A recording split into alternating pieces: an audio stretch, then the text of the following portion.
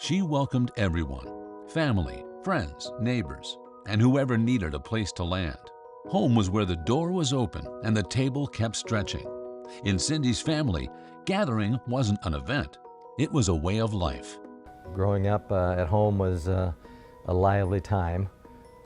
Cindy was my youngest sister. There was 6 of us in the family, 4 boys, 2 girls, and we just had a lot of fun growing up. Cindy was 7 when we started dating, and it was like I got a baby sister.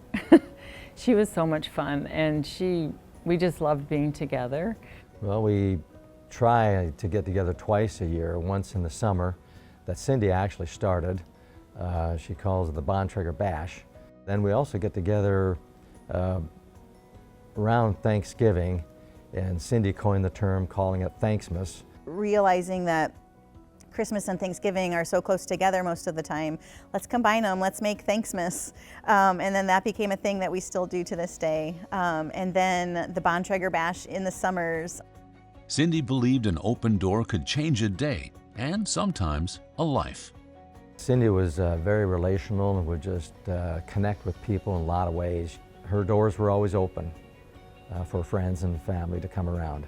We never locked our doors, and it was such a blessing. Cindy was very welcoming. She's the kind of person that if you're sitting at a table and there is no space, everybody's shoulder to shoulder, she'll scooch everybody closer to fit in another chair so that nobody sits alone. Thinking about the table is such a physical example of who Cindy was. It was never too full. That's where community happens, is around the table. I was introduced to A Crowded Table, that song by the Hawkins family after Cindy's passing, and I have goosebumps just thinking about the lyrics. Life is better with a crowded table. Her joy was audible, contagious, a little mischievous, always kind. So each year we exchanged some kind of a knowing gift that was comical.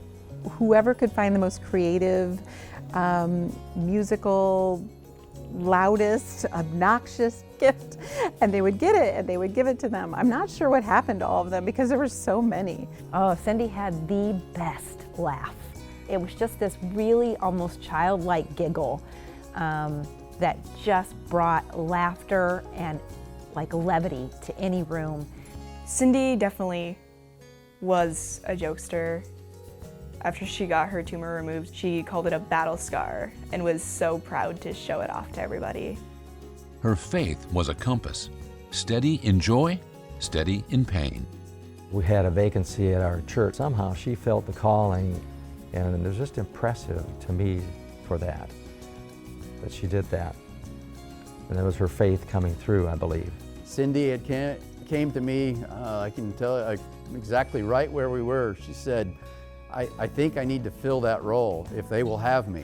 She said, I felt that calling many, many years ago and never really listened to it. Now is my opportunity. Cindy has always put God first in every situation and every hardship. She was preparing. She knew her fate. What she wanted to do was make sure that she embraced every moment and that she prepared her family and her friends for the beautiful journey that she was taking. Even during her illness, she never complained. She prepared all of us for her death. She really did. She was such an inspiration during this whole thing. If something needed doing, Cindy moved first and invited you to come along.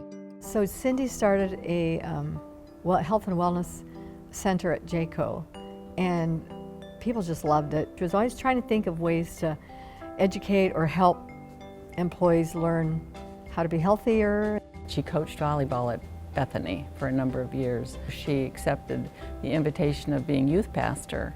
She just had a huge connection with kids. Well, she was a good organizer, and these were conventions, Mennonite youth conventions, and she orchestrated all of that. She ran that whole program for I don't know how many years. Cindy said, let's do camp. Let's do our own camp. And she got t-shirts made, she arranged group games, and those kids wanted to go back to that camp again the next year. From a corner on County Road 35, life paraded by. and Cindy turned it into stories. I was just thinking about her blog of Yeah. Amish Highway 35. Yes. It was very comical and entertaining.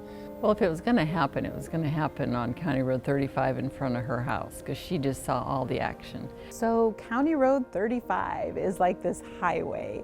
It's just the perfect formula for the craziest things to happen. Sometimes reality is funnier than fiction.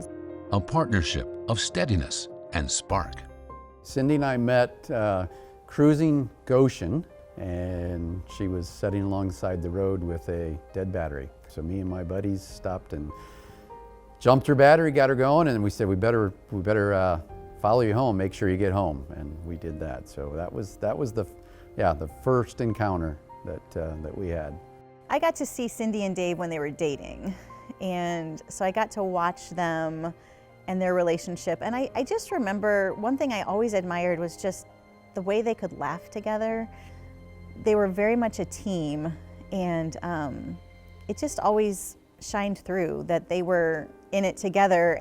My mom and dad had such a loving relationship. They were so supportive of each other. Mom picked up those parts and just helped us move all through as a family. So Cindy and Dave just had this really, really special relationship. He was her rock. I have never seen a husband care for his wife more than he did. He was just, oh goodness, he was so there for her every single minute. She sowed seeds of belonging, week by week, meal by meal.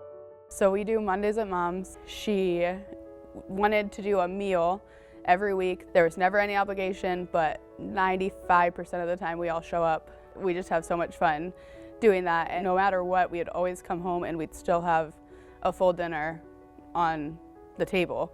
That really brought us all together as a family. Mondays at Mom's was a time that she just protected. She loved her grandkids, and so that was just a really special time for her. Ask anyone. The words come quickly. The first things that come to my mind for Cindy is spontaneous and fun and full of life. Cindy was just the dynamic personality, very family-oriented, just loved life. She loved life.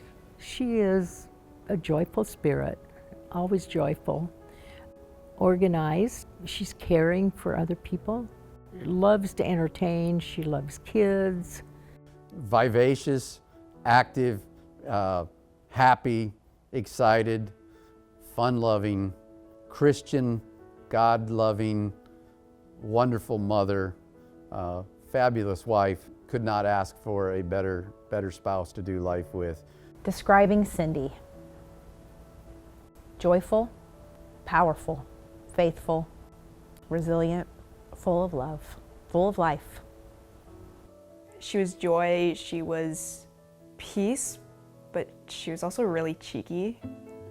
She taught by doing, how to live, and when the time came, how to let go. I think the concept of her losing her dad and brother definitely played a part in her understanding what she was facing with the diagnosis that she had. She reached out individually in many cases. Cindy taught us how to live and taught us how to die. And she did that so eloquently. It's just sad to see this whole thing, to see her life taken. But you know, I wouldn't wish Cindy back because I know she's rejoicing where she's at. Can't wait to see her again. I know that Cindy really appreciated the hospice care. Her and Dave both did. I was only there a couple times when hospice was there, but I know that they felt they received really quality care and really appreciated it. Love remains at every table she set, in every life she touched. Brenda, you're crazy. And then we do it. Together we were a team. I would wish for everyone to have a friend like her because you could always count on her. One thing I'll never forget is that there was a year for my birthday where she specifically wrote me this really beautiful long letter.